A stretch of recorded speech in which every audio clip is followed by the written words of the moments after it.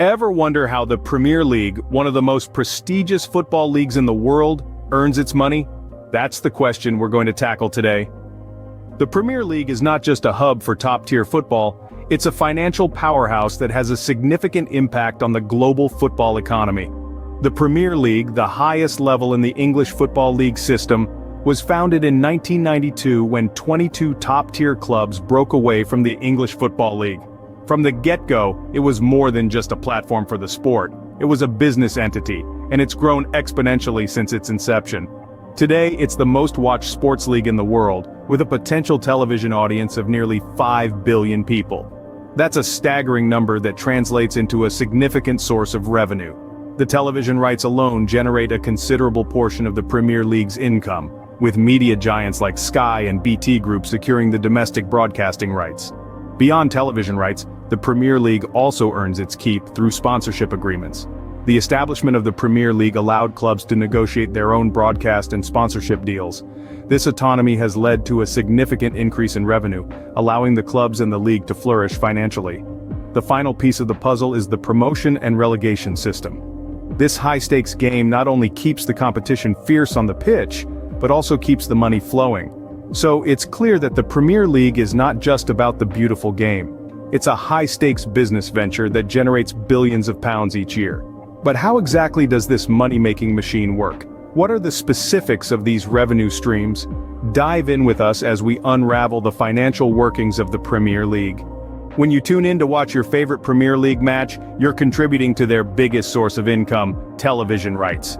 Now you might wonder, what are television rights and why do they matter so much? Well, these rights are essentially the permission given by the Premier League to broadcasters, both domestic and international, to televise their matches. In return, these broadcasters pay a hefty sum to the league. This transaction, my friends, is a major part of the Premier League's revenue stream. But how does this work, you ask? Let's break it down. The Premier League sells its domestic broadcasting rights to companies like Sky and BT Group. These broadcasters purchase the rights to televise the matches within the United Kingdom. This gives them exclusive access to the games, allowing them to attract millions of viewers and generate substantial advertising revenue. But the story doesn't end there. The Premier League is a global phenomenon, watched by an estimated 4.7 billion people worldwide. So it's only natural that they would also sell international broadcasting rights. These rights allow broadcasters from around the globe to televise the matches in their respective countries. This means that whether you're in New York or New Delhi, you can tune in to watch your favorite teams play. And every time you do, you're contributing to the Premier League's bottom line. Now, selling these rights doesn't just bring in a staggering amount of revenue. It also helps to maintain the Premier League's status as the most watched sports league in the world. And the more people watch, the more valuable those television rights become. It's a virtuous cycle, really. So, the next time you're watching a match, remember, you're not just a fan, you're a part of the Premier League's financial success. Ever noticed the multitude of logos adorning the players' kits in the stadiums? That's the power of sponsorship agreements at work. Sponsorship agreements are one of the Premier League's most potent financial tools. These partnerships are not just about plastering a company's logo on a shirt or naming a stadium. They are strategic alliances that benefit both parties involved. The brand gets exposure to millions of fans worldwide, while the club gets a hefty financial injection. But what types of sponsorships are we talking about here? Well, there are several kinds, but let's focus on three main categories: kit sponsorships, stadium naming rights, and official partnership deals. Let's start with kit sponsorships. These deals involve brands paying to have their logo displayed on the team's playing kit. Any football fan can attest to the power of this type of sponsorship.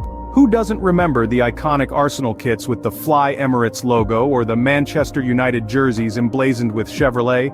Next up, we have stadium naming rights.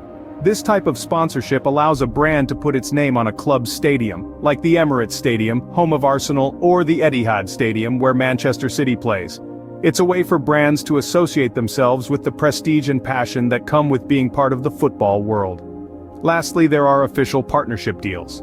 These are agreements where a brand becomes the official provider of certain goods or services to the Premier League or its clubs.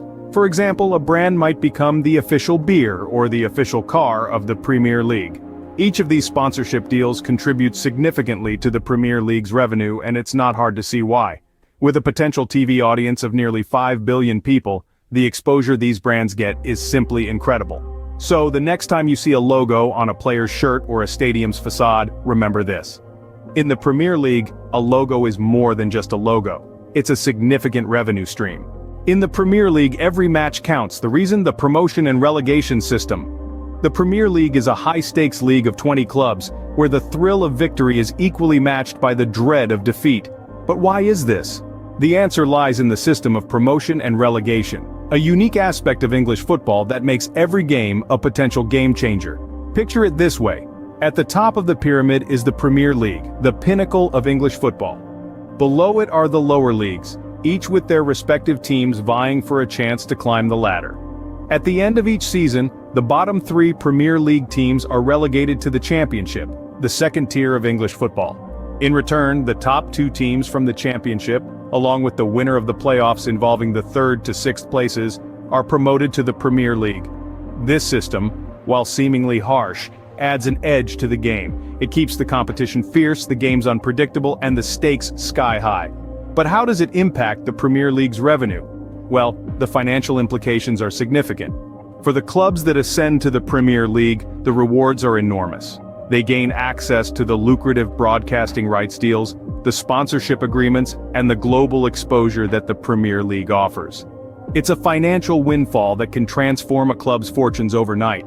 On the flip side, relegation can be a financial blow. Clubs face the loss of Premier League revenue, the potential need to downsize their operations, and the daunting task of fighting their way back up. But even then, the parachute payments, a financial safety net for relegated clubs, help cushion the blow and maintain some level of financial stability.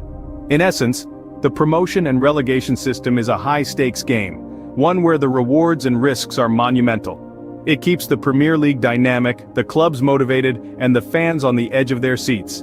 In the Premier League, the stakes are high and the rewards even higher. The Premier League is more than just a football league, it's a well-oiled financial machine. This is a statement that perfectly encapsulates the essence of our discussion today. We've delved into the intricate mechanics of how the Premier League, the highest level of English football, generates its revenue. One of the significant elements we've explored is the television rights. The Premier League's exceptional global reach, with a potential television audience of 4.7 billion people, has made it a hot commodity for broadcasting companies. These television rights, secured by giants like Sky and BT Group, form a large chunk of the league's earnings, demonstrating the immense value of this sport to viewers around the world. Let's not forget the power of branding through sponsorship agreements.